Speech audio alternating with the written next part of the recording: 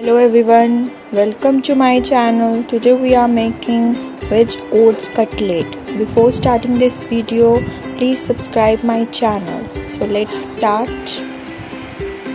Take 1 cup of oats and soak it with water for about 4 to 5 minutes.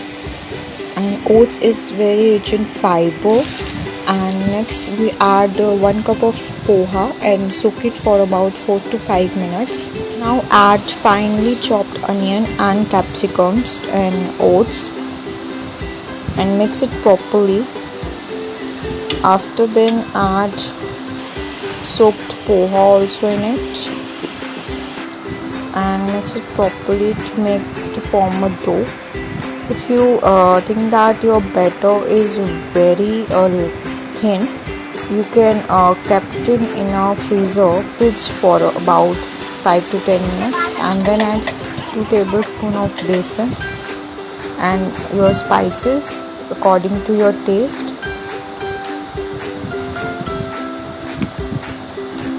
and mix it properly so that all the ingredients mix and enhance your tikkes or your cutlets. And kept aside.